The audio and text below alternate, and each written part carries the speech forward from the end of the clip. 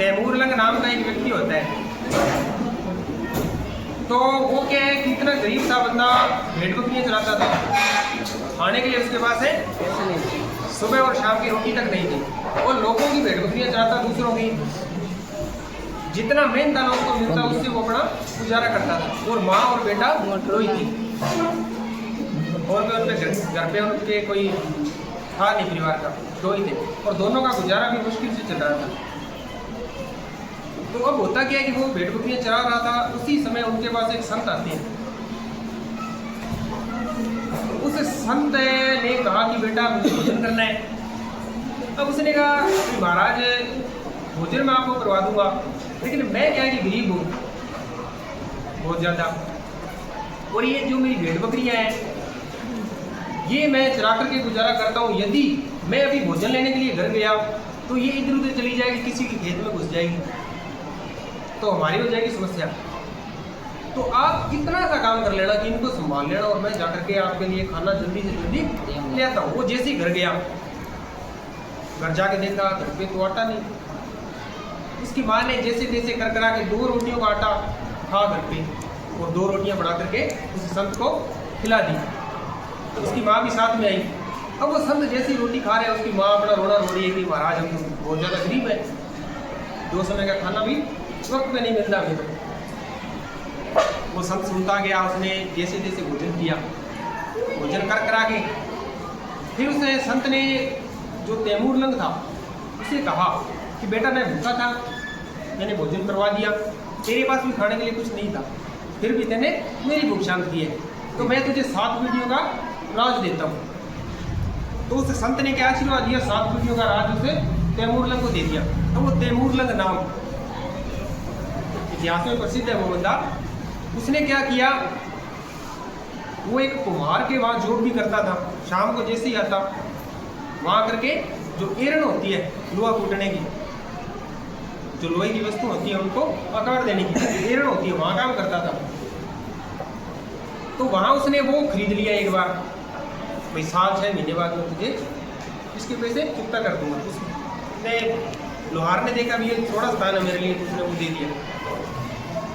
अब वहाँ उस संत का आशीर्वाद भले, और वहाँ धन निकला। स्वप्न में आकर के उस संत ने कहा भी यहाँ धन है, तो बेटा इस एरण को मोल ले ले। उस हिसाब से उसने मोल ले लिया, वहाँ धन निकला।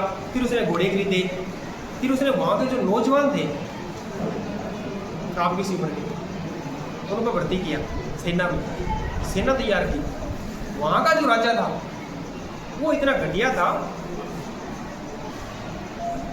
वो इतनी उसकी घटिया सोच थी कि किसी भी बहन बेटी पर वो बुरी नजर रखे। और तैमूरलंग उस व्यक्ति में इतना गुस्सा कि राजा को सब कुछ सिखाऊंगे। तो होता क्या है, उसने वो सेना तैयार की, उस राजा को करा दिया। वही तैमूरलंग राजा बनने के बाद राजस्थान का हनुमानगढ़ जिला सुना होगा, वहाँ एक किला है भटनेर का दुर्ग।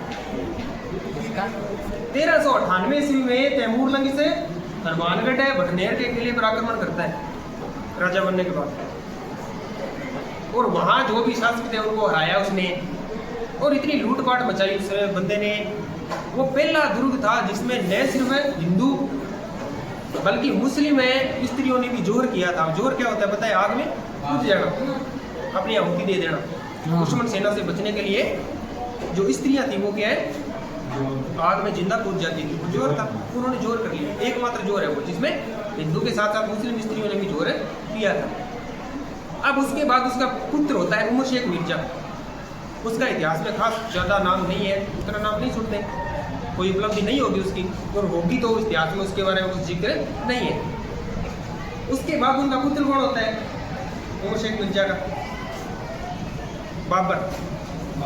कौन है? बाबर होता है। बाबर भारत में कैसे आया, किसी को पता हो? बाबर आता है भारत में, उसे आमंत्रित किया जाता है। उस समय भारत में शासन था इब्राहिम लोदी का, सिकंदर लोदी का पुत्र इब्राहिम लोदी। दिल्ली के तख्त पर वो बैठता था उस समय, उसका राज था। अब उससे परेशान होकर उसका एक भाई, अन्य जो रिश्तेदार थे 1-2 बंदे, वो बाबर के पास जाते हैं, उसे आमंत्रित करते हैं कि हमारे भारत में आओ और उसे इब्राहिम लोदी को यहाँ से हरा करके क्या है, आप राज करो भले, लेकिन हमें कुछ रियायत दे देना। स्वाभाविक सी बात है, वो उसे बुला करके ला रही है तो उनके खिलाफ थोड़ी जाएगा। बाबर देख रहे हैं कि मुझे अपने मेरे जो चाचा ताया जो परिवार के रिश्तेदार हैं उन्होंने उनके साथ मेरी ज़्यादा तालमेल मेरा ज़्यादा बैठ नहीं रहा, तो मुझे भारत में जाना चाहिए, एक बार ट्राई करना चाहिए। तो वो बंदा भारत में आ गया। लेकिन भारत भी भारत था, राजस्थान था, यहाँ भी भारत के शेर रहते थे। उस समय नाम चलता था राणा सांगा का, संग्राम सिंह, सुना होगा, यहाँ सुना है आपने, यहाँ से सुना है। अब उनका मुकाबला करने के लिए उस समय वो थे, राजस्थान नहीं, राजस्थान से बाहर तक क्या है वो सोचने लगे थे संग्राम सिंह कि राजस्थान का लास्ट किनारा है, वहाँ तक है, जिससे भरतपुर आ गया, यहाँ तक है उनकी सेना फैली हुई थी, उनको रहने वाला उस समय कोई नहीं था। तो उस समय भारत में आते ही उनकी भिड़ंत होती है इब्राहिम लोदी से। स्वाभाविक सी बात है, दिल्ली का राजा कौन है उस समय? इब्राहिम लोदी। उनसे युद्ध होता है पानीपत का, ये बेटल ऑफ पानीपत 1526, मार्च 1526 में घमासान युद्ध होता है, जिसमें जीत किसकी होती है? इब्राहिम लोदी, बाबर की होगी, तभी तो मुगल साम्राज्य की नींव पड़ी यहाँ, बाबर जीत जाता है। लेकिन उससे पहले इब्राहिम लोदी के भी दो युद्ध छोटे मोटे हो चुके थे, किससे? राणा सांगा से, जिसमें भी इब्राहिम लोदी पराजित हो चुका था। बयाना का युद्ध और बाड़ी धौलपुर का युद्ध 1517 और 1819 में ये युद्ध राणा सांगा से हो चुके थे, जिसमें राणा सांगा ऐसा व्यक्ति था जिसके शरीर के ऊपर 80 घाव उस समय, 80 घाव है ना, 80 घाव उस समय उनके शरीर पर। एक उनका हाथ कट गया था आधा, घुटने के ऊपर उनके तीर लगा था, इसलिए वो पैर काम नहीं कर रहा था, एक आंख नहीं थी। ऐसे गाँव वाला, ऐसा चलता फिरता जो भग्नावशेष, सैनिक का भग्नावशेष कहा गया वो बंदा अभी भी टक्कर ले रहा है, किसी को जीतने नहीं दे रहा। अब बाबर ने क्या देखा, अभी भी जिंदा, उस समय यानी उस समय तक वो टक्कर ले रहा है, यानी अभी जिंदा कहा है वो। तो होता क्या है, बाबर ने देखा भले ही मैं दिल्ली का तख्त जीत चुका हूँ, लेकिन मेरा सामना अभी भी बड़े बड़े राजाओं से होगा, और उनमें मुख्य कौन है अभी भी? संग्राम सिंह राणा सांगा। तो उसको कैसे हराया जाए? अब उसको हराने के लिए बाबर ने युद्ध लड़ा, पहला युद्ध लड़ा उनके साथ। तो इस युद्ध में बाबर की पराजय हुई। बाबर की जैसी पराजय होती है उसमें बाबर के जो सैनिक थे उनका मनोबल बिल्कुल टूट गया कि ये भारत है, यहाँ सैनिक भी आम सैनिक नहीं है, इतनी बहादुरी से लड़ते हैं तो हम तो नहीं लड़ पाएंगे। अब बाबर ने जैसे जैसे समझाया उनको नहीं माने वो। फिर बाबर ने क्या किया, कसम खाई कि मैं आइंदा से शराब नहीं पीऊंगा। जैसे जैसे उन सैनिकों को समझाया, युद्ध के लिए राजी किया। युद्ध होता है सबसे बड़ा उसमें खानवा का युद्ध, खानवा के मैदान में इधर से राणा सांगा, इधर से बाबर की सेना आमने सामने, युद्ध तैयार है होने के लिए।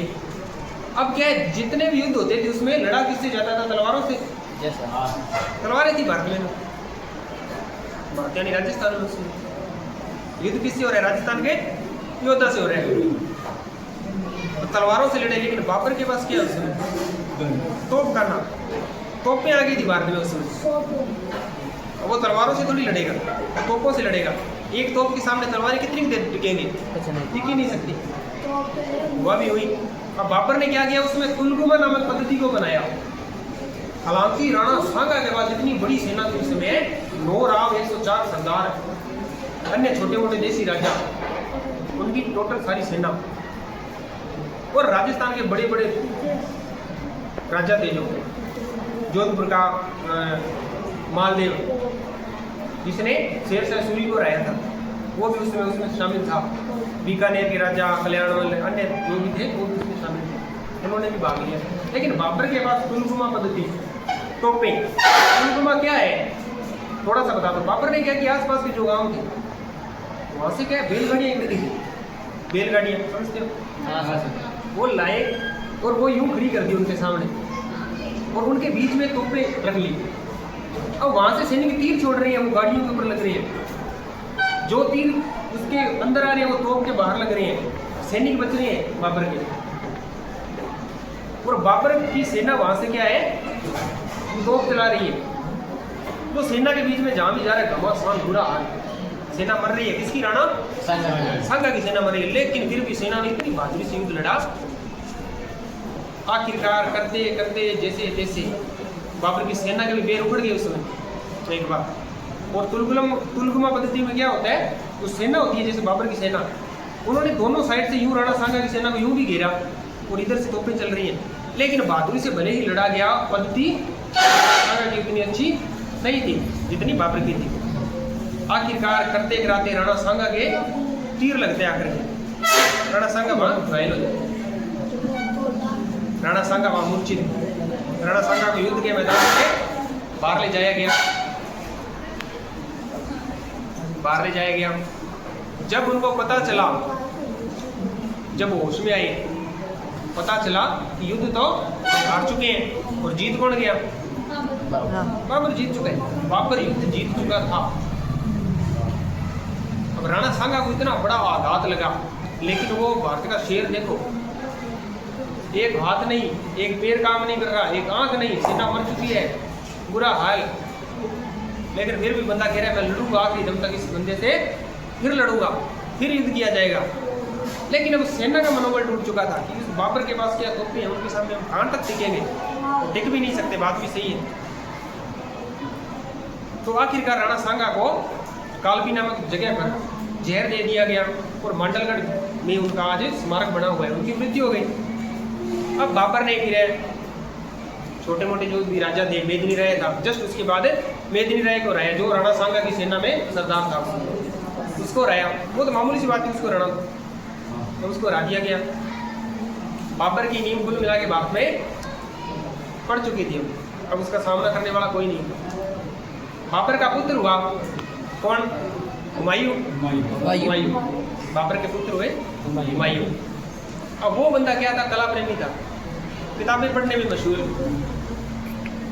महल में लाइब्रेरी बना रखी थी। युद्ध से ज्यादा उसको लगाव नहीं था। ठीक है, जो चल रहा है वो चल रहा है, अपने क्या है, क्यों खुद परेशान हो, क्यों दूसरों को करें।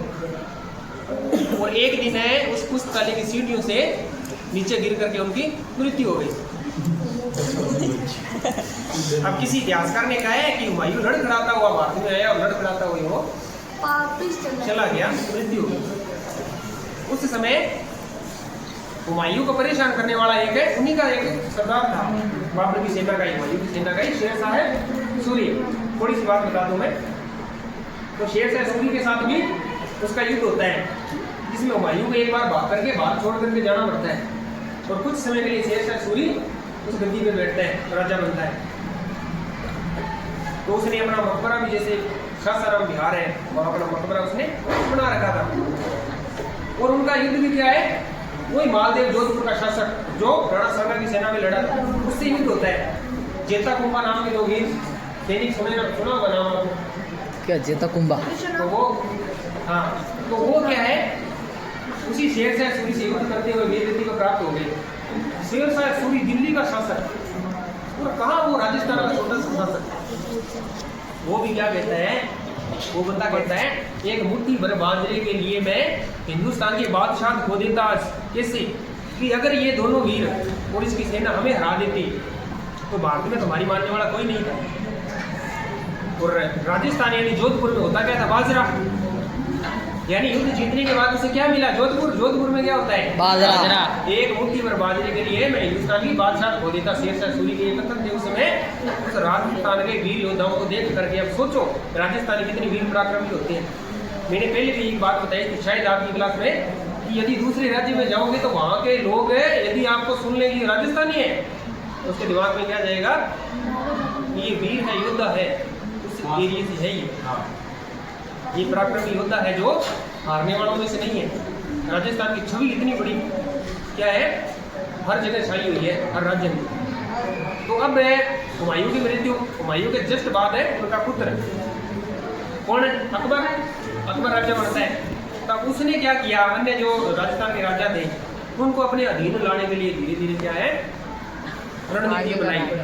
तलवार और फूल गुलाब की रणनीति बनाई उसने, एक हाथ में तलवार और एक हाथ में गुलाब, यानी मित्रता करो, मित्रता नहीं है तो युद्ध के लिए तैयार है, तो मित्रता करो या युद्ध के लिए तैयार रहो, युद्ध किया जाएगा। तो लगभग सारे राजाओं ने आत्मसमर्पण कर दिया। महाराणा प्रताप सुना है नाम, मुकाबला किया अकबर का कि मैं तेरी अधीनता स्वीकार है नहीं करूंगा। अकबर ने शिष्टमंडल भेजे, जलाल का कोची को भेजा, बात नहीं बनी। इतना क्या है मतलब बोलने में निपुण था वो, लेकिन अकबर उसकी प्रताप उसकी झांसी में नहीं आया और अकबर की अधीनता स्वीकार नहीं की उन्होंने। फिर मान सिंह है, भगवान दास है, टोडरमल है, इनको लगातार भेजते रहे, लेकिन बात नहीं बनी। आखिरकार है महाराणा प्रताप मृत्यु अवश्य हो गई शेर की, लेकिन अधीनता स्वीकार उन्होंने अकबर की की कभी नहीं। और यूं आगे चल के अमर सिंह के द्वारा, उनके पुत्र जो अमर सिंह थे उनके द्वारा संधि कर ली जाती है अकबर से, यानी उस समय अकबर नहीं था, उनका पुत्र जहांगीर था। जहांगीर तो यूं क्या है ये मेवाड़ की संधि भी अकबर से हो जाती है और अन्य राज्यों के लिए उनके पक्ष में थे। तो अकबर के बाद उनका पुत्र कभी मेरे नाम बताया जहांगीर राजा बनता है, जिसे सलीम के नाम से जाना जाता है। सलीम उनकी प्रेम कहानी चलती है अनारकली वही सलीम। तो इन्होंने भी क्या किया, भारत में राज किया इन्होंने जैसे जैसे जो भी था। फिर उनका पुत्र कौन होता है, जहांगीर का पुत्र शाहजहां, जिसने विश्व प्रसिद्ध ताजमहल का निर्माण करवाया। जानते हो ताजमहल का निर्माण किसके द्वारा करवाया गया? शाहजहां के द्वारा, और अपनी दिवंगत पत्नी मुमताज महल की याद में। हालांकि वो तो मर चुकी थी, उसको देखने वाली थोड़ी थी, लेकिन उन्होंने बाद उसका निर्माण करवाया उनकी याद में। उनके बाद उनका पुत्र कौन होता है?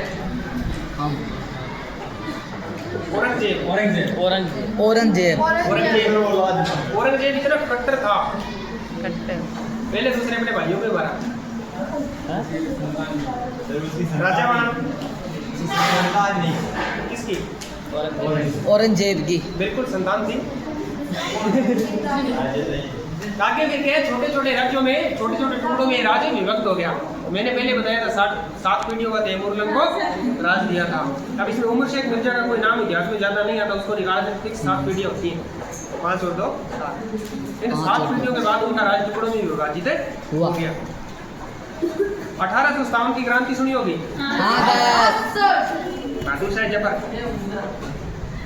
जफर नाम से कविताएं लिखते थे, वो उन्हीं का वंशज था। लगातार ये टुकड़ों में विभाजित इनका राज्य हो गया। ये कहानी थी है मुगलों की, बात में जैसे आई जैसे उन्होंने युद्ध किया, लेकिन उनका सामना करने के लिए उस समय भी भारत में शेर थे, लेकिन वो पद्धतियाँ